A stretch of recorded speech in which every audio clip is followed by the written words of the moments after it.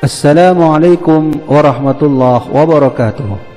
Nabi Muhammad adalah satu-satunya Nabi dan Rasul yang mendapat keistimewaan besar daripada para Nabi lainnya. Di antara keistimewaan itu adalah beliau dijalankan Allah dalam perjalanan yang disebut dengan Isra dan Mi'raj. Dari perjalanan inilah Nabi Muhammad melihat berbagai macam hal keanehan dan keajaiban yang beliau rasakan. Di antara keajaiban itu, beliau dapat melihat Allah Subhanahu wa ta'ala. Selain bertemu Allah, Nabi Muhammad juga pernah berjumpa dengan para nabi-nabi Allah yang ditempatkan Allah pada setiap lapisan langit. Seperti Nabi Adam di langit pertama, Nabi Isa di langit kedua, Nabi Musa di langit keenam. Nabi dan Rasul yang ada di setiap langit ini bertemu dengan Nabi Muhammad SAW, dan setiap mereka juga banyak hal-hal unik yang Nabi alami dan Nabi lihat ketika itu. Baik beliau melihat keanehan pada Nabi-Nabi, bahkan pernah berdialog khusus dengan mereka, sehingga Rasulullah jugalah sangat takjub bertemu dan bersua dengan para Nabi-Nabi Allah pada setiap langit itu. Namun tahukah anda bahwa di antara Nabi-Nabi yang pernah Rasulullah temui di setiap langit itu, ada seorang Nabi di langit ketujuh yang memberi pesan kepada Rasulullah untuk sampaikan pesan beliau kepada umatnya.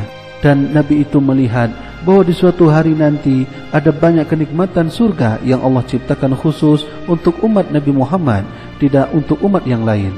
Dan sekarang yang menjadi pertanyaannya adalah, pesan apakah yang disampaikan oleh Nabi yang ada di langit ketujuh itu, dan kenikmatan apakah yang telah disediakan khusus di dalam surga untuk umat Nabi Muhammad SAW?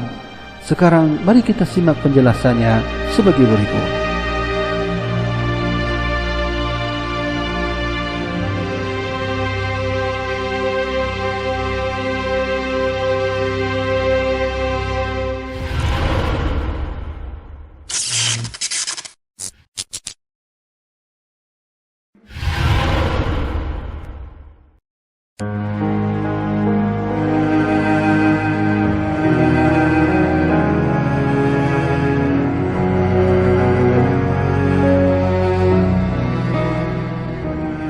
Di dalam kitab Qisatul Mi'raj, karya seorang ahli hadis dari Mesir bernama Al-Imam Syekh Najmuddin Al-Ghaiti, beliau menukilkan beberapa hadis mengenai kisah perjumpaan Nabi Ibrahim yang berada di langit ketujuh itu dengan Nabi Muhammad SAW sebagai berikut. Lalu naiklah Rasulullah SAW berserta malaikat Jibril alaihissalam ke langit yang ketujuh. Jibril pun meminta agar dibukakan pintu langit ketujuh. Ia pun ditanya, "Siapakah anda?" "Jibril," kata Jibril alaihissalam. "Beserta siapakah anda?" Maka Jibril menjawab, "Ini Muhammad SAW. Jawab Jibril. "Apakah ia memang telah diutus kemari?" Tanyanya lagi. "Iya, benar," jawab Jibril alaihissalam. Maka malaikat itu berkata, "Silakan masuk. Allah mengaruniakan restu kepada saudara dan khalifah. Tuanlah semulia-mulia saudara dan khalifah serta yang pernah datang kemari." Lalu pintu pun dibukakan untuk mereka berdua. Ketika beliau dan Jibril alaihissalam masuk, bertemulah dengan Nabi Ibrahim Al-Khalil alaihissalam. Ia duduk di depan pintu surga di atas sebuah kursi yang terbuat dari emas, sambil menyandarkan belakangnya ke arah Baitul Ma'mur dan disertai oleh sekelompok kaumnya. Lalu Rasulullah SAW memberi salam kepadanya, dan dijawablah salam beliau seraya berkata, "Selamat datang anak yang soleh dan Nabi yang soleh. Perintahkanlah umat anda supaya memperbanyak tanaman dalam surga, karena sesungguhnya tanaman itu sangat subur lagi luas buminya."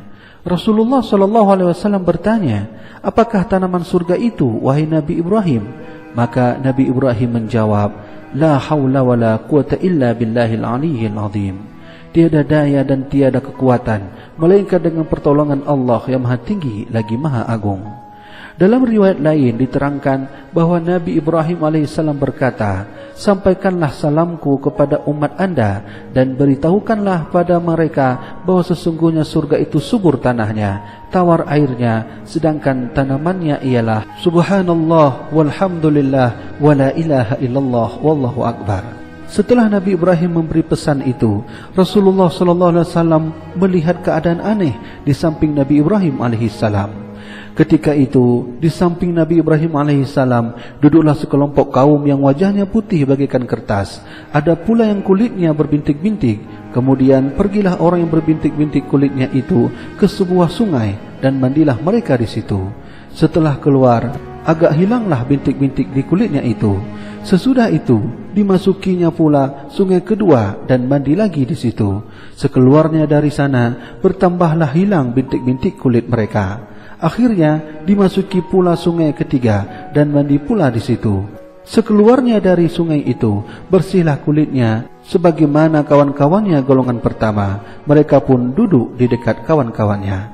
Keanehan yang dilihat oleh baginda Rasul ini, Rasulullah ketika itu bertanya kepada Jibril, "Wahai Jibril, siapakah orang-orang yang putih wajahnya itu?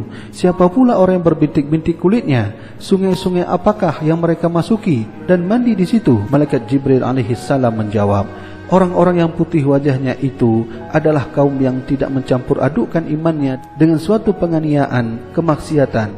Adapun mereka yang kulitnya berbintik-bintik adalah kaum yang mencampur adukkan amal soleh atau kebaikan dengan keburukan. Tetapi mereka telah bertaubat dan Allah pun telah menerima taubat mereka. Adapun sungai yang pertama dinamakan Sungai Rahmat, dan sungai yang kedua dinamakan Sungai Nikmat, dan sungai yang ketiga adalah Sungai Saqahum Rabbahum Syaraban Tahura. Mereka diberi oleh Allah minuman yang suci. Kepada beliau sallallahu alaihi wasallam diberitahukan pula, inilah tempat anda dan umat anda. Di situ umat Nabi Muhammad sallallahu alaihi wasallam terbagi menjadi dua golongan, yaitu segolongan mengenakan pakaian serba putih bagaikan kertas dan yang segolongan lagi berpakaian abu-abu. Dari hadis yang panjang itulah Al-Imam Al-Ghaiti memberi penjelasan sebagai berikut. Tanaman surga yang dimaksudkan oleh Nabi Ibrahim itu adalah ucapan la haula wala quwata illa billahil aliyil azim dan subhanallah walhamdulillah wala ilaha illallah wallahu akbar.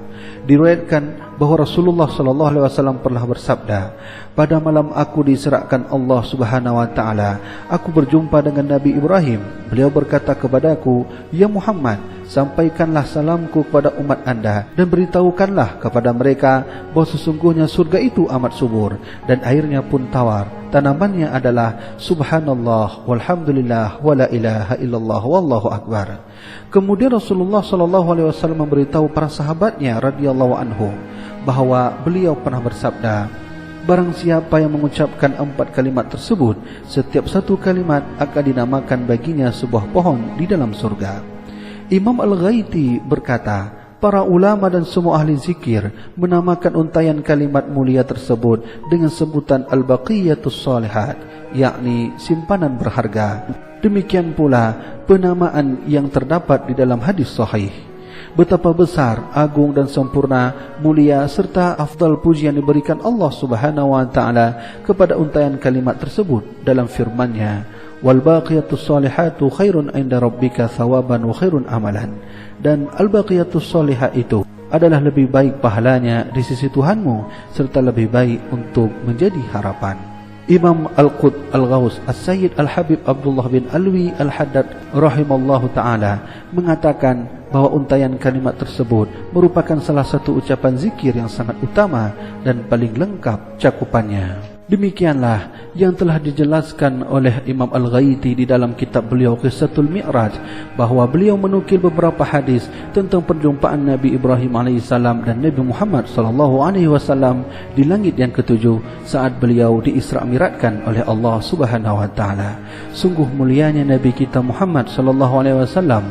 Bahkan Nabi Ibrahim pun menitipkan pesan kepada umatnya untuk selalu mengucapkan subhanallah walhamdulillah wala ilaha illallah wallahu akbar dan kalimat la haula wala quwata illa billahil aliyil azim.